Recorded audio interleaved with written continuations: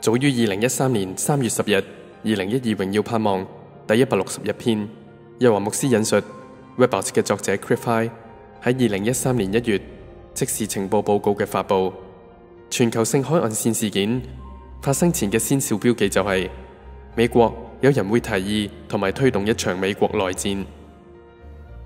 咁而另外咧，喺同一日佢所講嘅咧就係話係嚟緊幾個禮拜裏邊咧，喺美國咧會有一啲人咧去會提議同埋推動咧，希望製造一個嘅內戰嘅美國內戰嘅。佢話嚟緊幾個禮拜當中咧，就會有人去鼓吹同埋希望創造呢個嘅內戰嘅。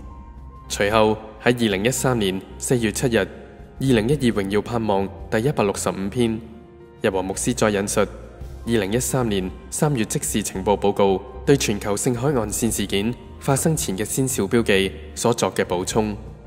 喺3月底，美國聯邦政府會與土著發生爭執。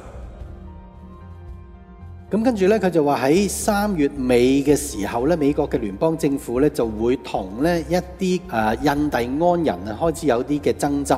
呢啲嘅爭執會引發到咧呢啲嘅印第安人咧會有意想不到嘅做法嘅亦聯邦政府係意想不到嘅，你會有呢啲嘅反擊嘅，即係會有一啲嘅譬如好似內訌啊，或者甚至係內戰啊呢一種嗰類嘅現象咧，就會由聯邦政府、美國聯邦政府同埋呢啲印第安人咧當中產生嘅。竟想唔到延遲到1年之後，美國竟然發生持槍牛仔與軍警對峙嘅場面。事源於內華達州 Bunkerville 一地經營牧場，以克萊芬、邦迪 Clifton Bundy 為首嘅邦迪家族，佢哋以放牧方式將所養嘅牛隻放牧於牧場附近嘅土地，而該片於農場附近，佢哋用嚟放牧嘅土地並唔係私人擁有，因此屬於公眾土地，因此係由美國土地管理局 U.S. Bureau of Land Management 簡稱 BLM 所管轄。而所有牧民於該地放牧亦需要繳費，但自1993年開始，由於法例改變，包括以保護瀕危烏龜為理由，基本上土地管理局唔再發牌容許牧民於 Bunkerville 放牧。因此於1998年展開咗邦迪家族與聯邦政府嘅漫長訴訟。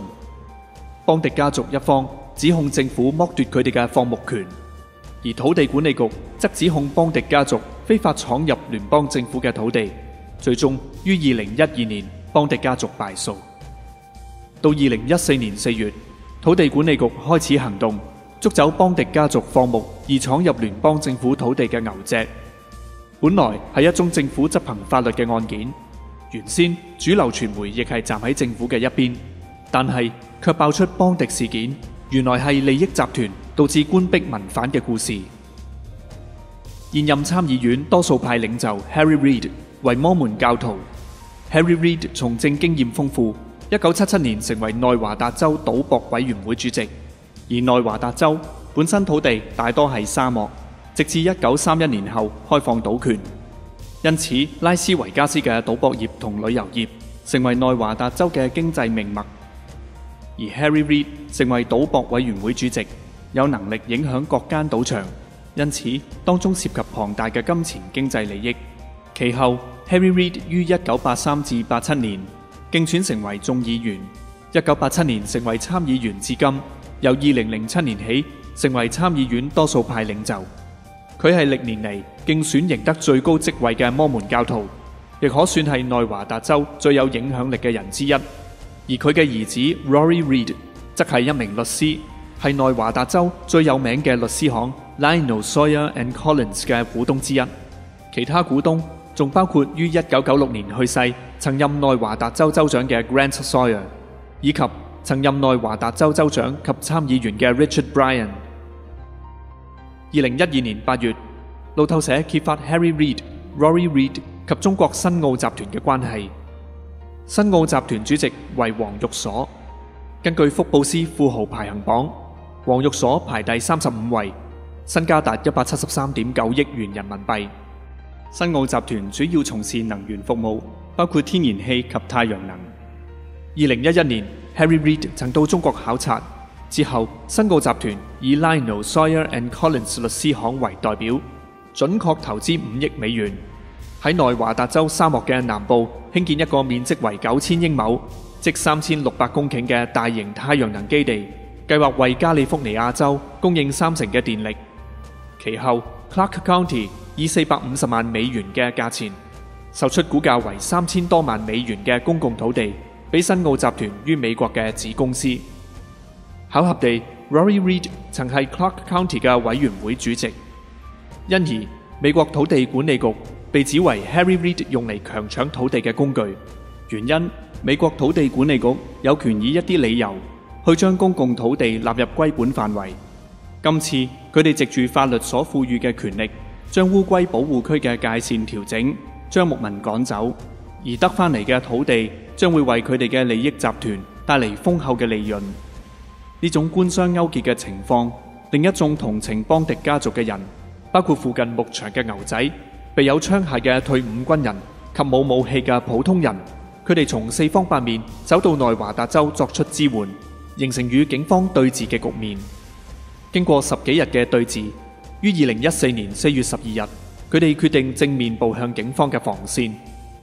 最後，政府決定取消包圍及歸還扣留嘅牛隻俾邦迪家族。That became a big part of the story, the tactics used by the feds. Joining us now, documentary filmmaker Dennis Michael Lynch, who was right in the thick of things, bringing us this extraordinary video we've been showing you, facing down some of these armed officers himself, and even working to bring about a peaceful resolution. Wait until you see some more of these clips we're about to show them. Dennis, thanks so much for being here. Thank you, Megan, for covering the story. So that turned out to be, legally, the feds had Cliven Bundy dead to rights. That's my opinion as a lawyer. Two courts took a hard look at it and said, Mr. Bundy, you lose, you have to pay. But what Mr. Bundy said was, if that's the law is wrong. I don't recognize the federal government's right to tell me, get off this land or pay fees, because I've been here for a long, long time, and my answer is I've been here a long, long time. I'll pay to Nevada, but I'm not going to pay the federal government. So it came down to, for him, a matter of principle. He didn't think the law was right. You went out there. How tense was it? Well, you know the kind of work I do. I've never experienced anything like this before. Even along the southern border where you go? I've looked at cartel in the face. This was different. This was different for a couple of reasons. Number one is, I'm a New Yorker. And when I went down there, before I'm going to put myself in harm's way, I had to understand who these Bundys were. If they were some kind of shysters, I was going to stand back. These people were willing to die on Saturday. They were willing to die. I heard it in their voices. I saw it in their eyes. And that's when I really got nervous, because you have Americans against Americans. And I'm seeing this is becoming the trend. And that's why, we're standing there, and they're making a prayer before they go into battle. We have some of that. Let's just show the audience. This is clip number 3 of the prayer before they went to confront the agents. As we go about this task, that we will be saved, and that we invoke thy power to defend us. And we ask these things humbly in the name of thy Son, Jesus Christ. Amen. Amen. Amen. And then we'll get some courage and walk up there and ask them to... It's amazing, because my heart is actually beating as I'm watching that. When they made that prayer, Megan, what I did was, they said, we're going to go as a group, and I ran ahead. I don't know why. Something in my head just said, you got to go. This could end badly. This could end badly. These people are going to start shooting at each other. So I went towards them. You have the video of that too. And I just raised my hands up and I said, are you really going to shoot these people? And I want to get to that. But the reason they were praying and the reason you were worried is they had been told that there were orders to shoot. Yes. That's also on camera. This is soundbite number 2. Watch. There's no reason for anybody to get hurt, to lose their lives on either side. But it's a possibility. Well, they're just on the phone with Metro. Metro has the word to shoot on the people going up to get the cows right now. So the mindset of those in that prayer circle and of those who are going to go confront the feds over what they believed, I guess, is a moral issue for them, were willing to put their lives on the line. Were willing to put the lives of federal agents trying to do their jobs on the line. I mean, you must have been somewhat fearful. They must have been as well. Yeah, it was a situation that it's hard to describe to you in words, and you've got to see it. I can just tell you that I've never met anybody in my life who was willing to give their life because they didn't want to pay a tax or a fee. This is more than that. It's about big government for some of these It's about ranchers and militia. I mean, see, the militia thing gets a little overcooked. There was also women and children there, and there were cowboys, and I don't mean cowboys like crazy cowboys. I mean, they were good cowboys, the kind of guys you'd like to hang out with on a Friday night and have a beer with. And, I'm the only guy who's not from the area, so I have no emotional attachment to this, and I'm telling you, I have nothing to gain from the Bundys. Well, when I watch you make these videos, you don't normally become the news. You normally shoot the news, and yet I want to show our viewers what happened with you, and you found yourself as sort of a mediator of sorts in a moment here. I'm tired of going to these things and watching Americans at war with each other. It's not the way it's supposed to be. Watch it play out. I'll put the camera down. Can I approach? I have no weapon. Are you really going to shoot these people if they move forward, yes or no? If you know, you shoot. If you shoot me, you shoot. I got no gun. I'm asking you one question. Sir.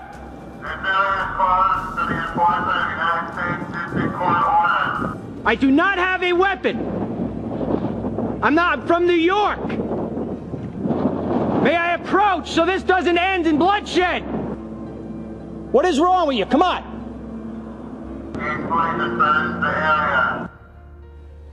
My wife isn't talking to me. But I mean, the federal agents and the local agents who were there had to be fearful for their own lives as well, because this is a situation in which they've been sworn to uphold the law. Yes. And the law, according to two courts, was on their side. And what are we as a society if we don't abide by a rule of law? And I mean, I know people said that back in the 1960s too, when we had Jim Crow laws in place, and others in this country said, we will rise up and we will change that law. There are two important things I have to say before we go. Number one is that I was part of the crew that went over and was there when they were negotiating the deal. And as I'm walking by, one of the armed guys handed me a water. You could see I was so thirsty. And he says, please make sure when you're on TV that they know this. And what he was trying to say to me is that he did not want to have that gun pointed like that. Now, some people will say, well, he has the option to put it down. I can tell you a lot of those guys did not have their guns up. Now, they worry about their own families, too. Plus, they know that they're pointing at Americans. And number two is the BLM has selective management. Because as much as I do down at the border, Megan, the BLM owns property all along the border. So my contention is the Bundys will start paying a fee to them when they start taking a fee from the cartels who use that property to bring drugs into this country. Because I can tell you, I never see the M16s down on the border stopping the drugs and the terrorists and the day laborers coming through on BLM property. It's just an open door. But they're going to point M16s at our face to save some turtles and to collect a fee. This is a much bigger story than anybody's giving notice to. And I'm not going to sit here and make speculation what it is. I also want to say that I talked to the Bundys before I came on TV. Okay. They've kept to their word so far. The Bundys said they will contact me if something changes to that point. And, for anybody who's going to think that these people are manipulative and just doing this about money, Megan, I look you in the eye and I know who you are. I look those people in the eye. They're for real. 但政府決定退讓嘅決定，卻影響咗 Harry Reid 嘅利益。因此喺對峙之後 ，Harry Reid 發表言論，稱克萊芬邦迪 Cliven Bundy 為種族主義仇恨者 （hateful racist），以為嗰啲協助邦迪家族嘅人為本土恐怖主義者 （domestic terrorists），並聲稱呢次事件並唔會就此完結。因此，支持邦迪家族嘅人批評 Harry Reid 係喺度推動一場內戰 （civil war）。邦迪事件正正應驗 Webbot 於2013年嘅預測，甚至連內戰呢個關鍵字眼亦準確預測出嚟。